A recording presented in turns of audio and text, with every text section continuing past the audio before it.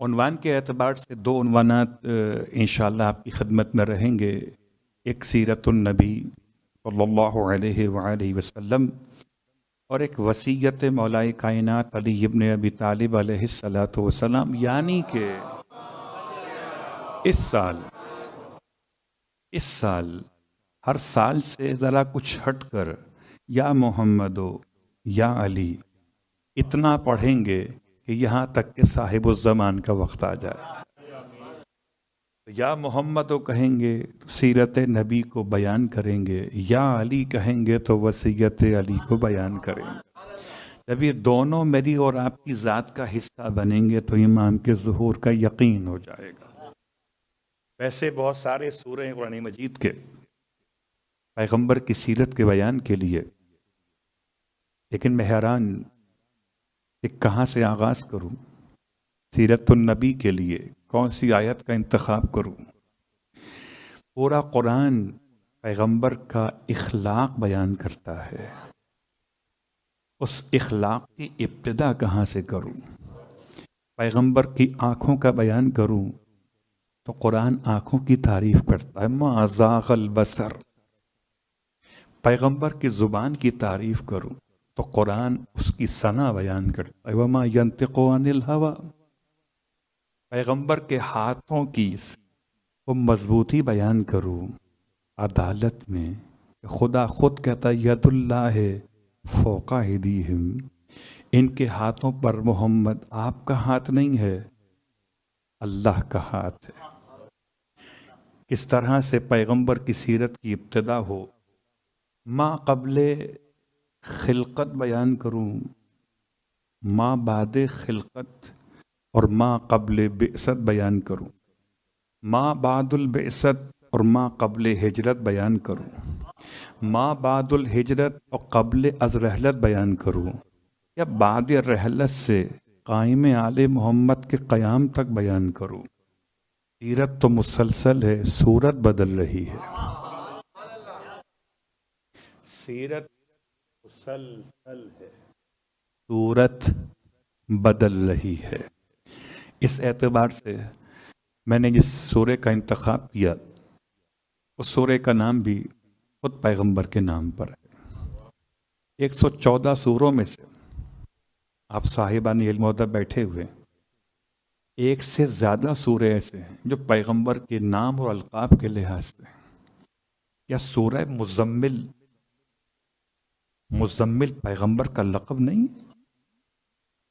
کیا سورہ مدثر پیغمبر کا لقب نہیں ہے؟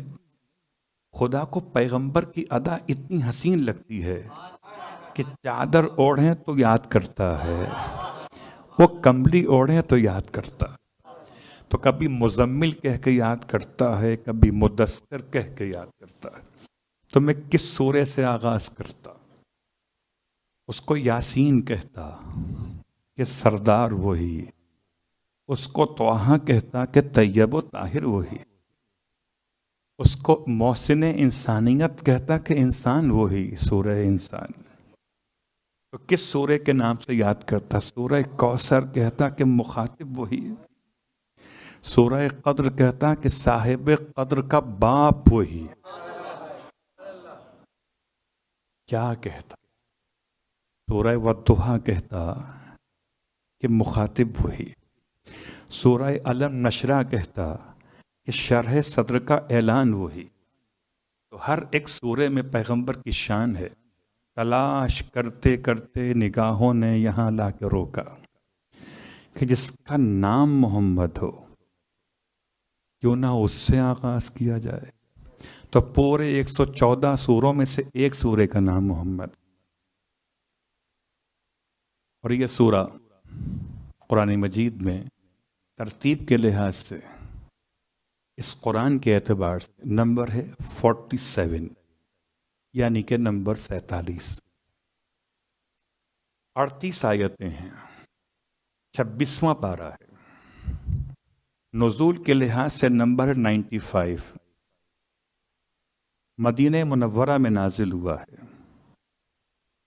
اور ان 38 آیات میں جو کلمات کی تعداد ہے وہ 542 ہے، 542، اور 542 کلمات میں جو حروف چنے ہیں وہ ہیں 2424۔ آپ کو اپنے پاسورڈ تو یاد ہوتے ہیں نا، میں آپ کو سورہ محمد کے پاسورڈ بتا رہا۔ اب پروردگار عالم نے یہ 2424 حروف کو چنا، اس سے 542 کلمات کو بنایا، 542 کلمات سے 38 آیات کو بنایا، پھر اس میں گرامی محمد کا سورہ بنایا۔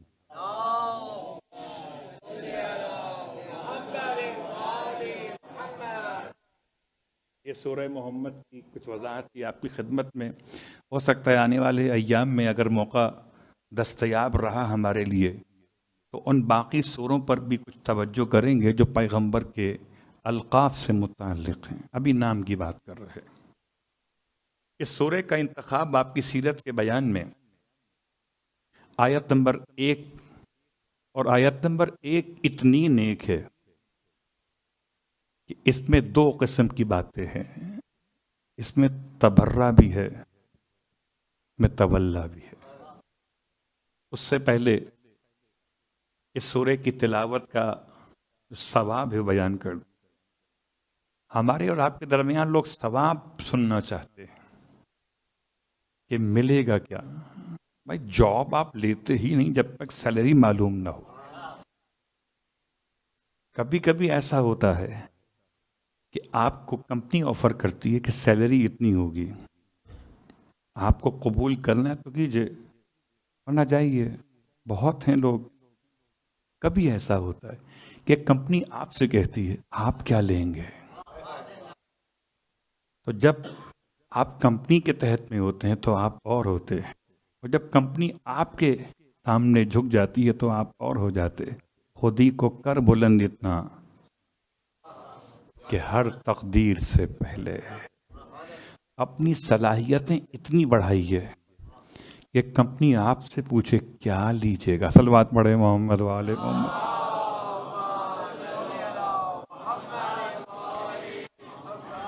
تو اس سورہ مبارکہ کی تلاوت کی فضیلت کیا ہے؟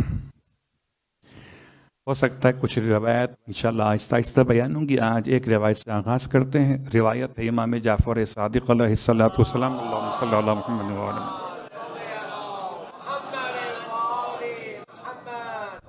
ارشاد فرماتے ہیں امام کہ جو شخص بھی، میں ترجمہ کروں تو شاید بات اور ہوگی، میں آسان کرتا ہوں۔ وہ کون سا ایسا سورہ ہے جس کو پورے قرآن میں سورہ قتال کہا جاتا ہے؟ وہ کون سا ایسا سورہ ہے جسے پورے قرآن میں سورہ قتال کہا جاتا ہے؟ سورہ محمد ہے۔ اس سورہ محمد کا دوسرا نام سورہ قتال ہے، اس میں حکم قتال آیا ہے، اور اس کے مفاہیم کے لحاظ سے اس میں انفاق کا حکم بھی آیا، تو سورہ انفاق بھی اسے کہہ سکتے ہیں، کہا نہیں گیا مگر کہہ سکتے ہیں۔ تو سورہ قتال کہا گیا، سورہ انفاق کہہ سکتے ہیں۔ اس کے ساتھ ساتھ وہ کون سا ایسا سورہ قرآن مجید کا 114 سوروں میں سے جو 3 بیماریوں کا علاج بنتا ہو؟ شک، شرک اور کفر۔ میں اس کو اگر سیدھی حدیث بیان کرتے تو یاد نہ رہتا، اب یاد رہے گا۔ جب 3 کو نکالیں گے تو دین یاد رہے گا۔ جب 3 کو نکالیں گے تو دین یاد رہے گا۔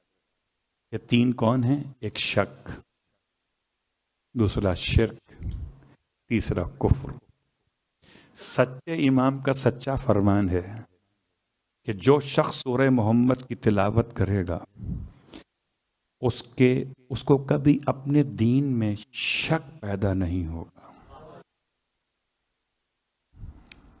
اور جو شخص سورہ محمد کی تلاوت کرے گا وہ آخری سانس تک شرک اور کفر سے محفوظ رہے گا۔ تو شک، شرک اور کفر سے جو بچا لے اسے سورہ محمد کہتے۔